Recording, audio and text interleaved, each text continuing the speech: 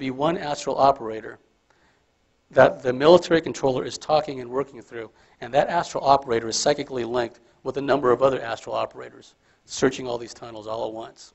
So they've developed that capability. And the people that are telling me these stories are, I mean, you would see them in a supermarket and you would think nothing of them. You would just think housewife, right? But I mean, and these are people that Karla Turner called UFO virgins. They don't go to conferences. They don't listen to George Norrie. They don't read UFO books, okay? So there's none of this contamination you always hear about. The military is also, and I'm only talking about a particular military program. There are a number of military MILAB programs running in parallel. And although some of the training techniques and operations are similar, okay, because all branches of the service, Army, Navy, Air Force, they control MILABs. One of the things that they've managed to do is, within the psychic field of the astral operator, they've created this grid system where the astral operator is floating above, say, some village in Afghanistan or Iraq where some other innocent people are about to be wiped out. By a coded designation grid system, the MILAB can adjust fire, say like artillery fire or ordnance is coming in. The astral operator can report back to her controller, no, it needs to go to G3 or whatever that square in the grid is. So in the field of vision of the astral operator, the military can literally create like a grid screen, which they use to coordinate and direct fire, which is really no different than a forward observer would for strike aircraft or for artillery, just a psychic way of doing it. Some of them are. And what's interesting is some MILABs are given, I don't want to say a wide degree of latitude, but some of them are allowed to walk around these underground installations basically unmolested. You know, it's very common for a MILAB to wake up and find himself in a clinical type setting, lab coat personnel with a clipboard, nurses, medical personnel looking over them. Sometimes they get up and walk around the facility and they see military person. Very often they see other MILABs walking around in smocks, you know, hospital gowns.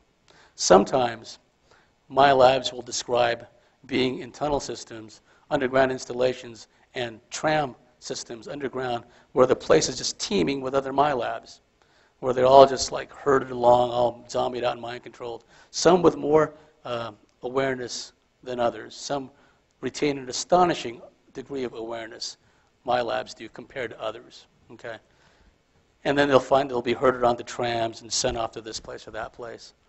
Also, I believe what happens is it's not only a physical thing. I believe that astrally, many of these MILABs are taken in these mass MILAB settings, but they're really in astral form. I think that it's done to familiarize themselves, familiarize them with the installations.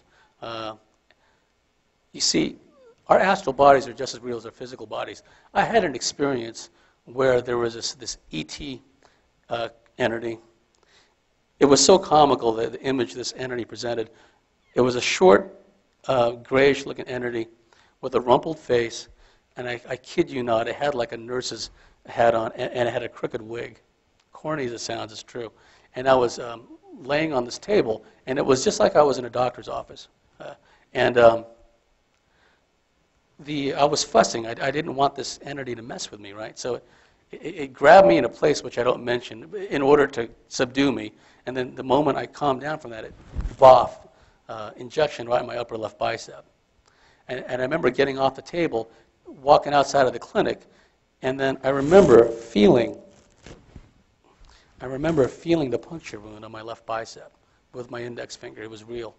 Then the phone starts ringing in my bedroom, and I'm thinking, okay, I'm over in this other place feeling this puncture wound in my index finger, and yet the phone is ringing. So I'm either in two places at once or something weird is happening.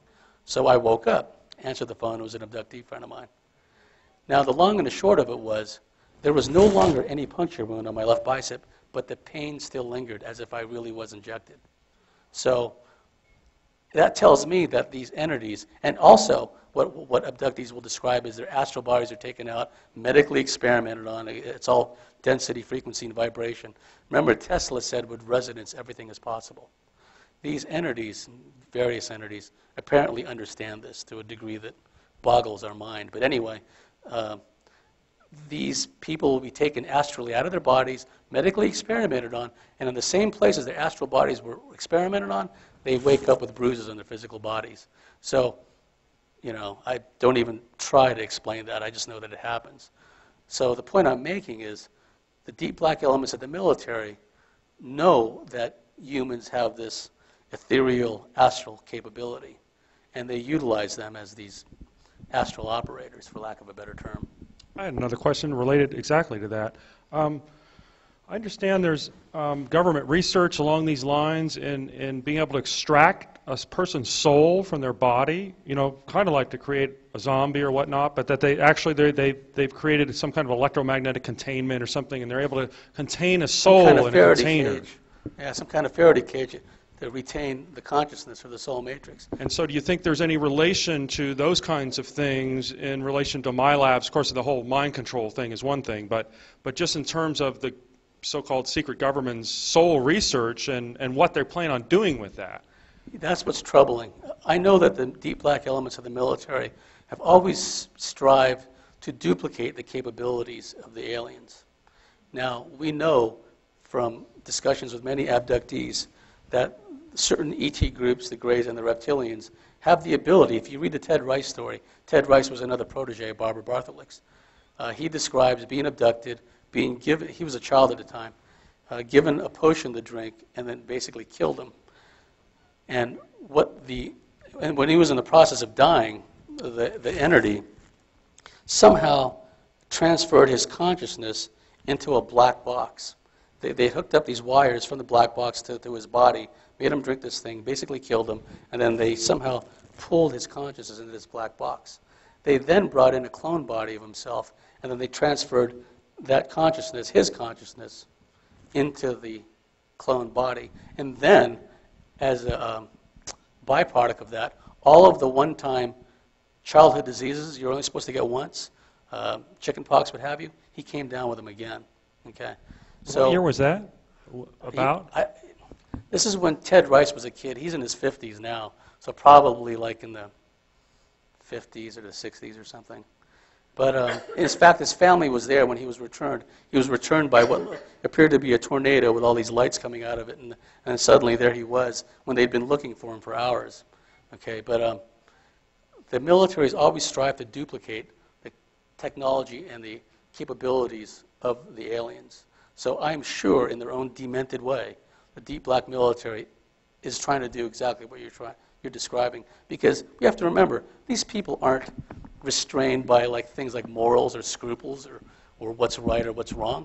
I have to laugh when I hear people say, well, we have laws against human cloning, it'll never be done.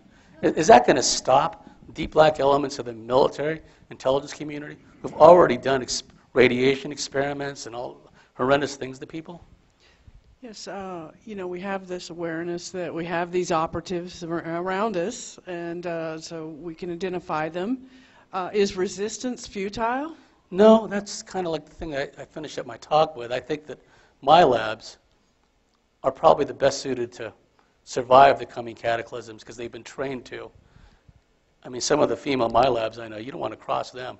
They're just pretty hardcore. But what's happening is a lot of these MILABS are also, you have to understand that they go through guilt trips.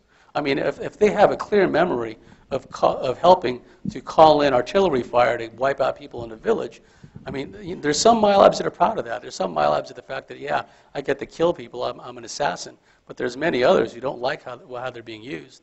They just don't have a choice in the matter. I don't know if I answered your question, but...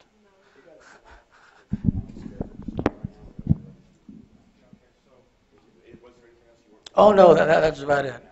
Yeah, thank you for sticking around. I appreciate it. I'm really forward to watching this on DVD. I haven't seen a single lecture the whole time, but this will be one of the first ones I watched. Yeah, I'd like to get a hold of some of the other ones too, Yeah. because I haven't We'll seen any probably of get them. around to sending out a set to all you guys. Oh, I can give you my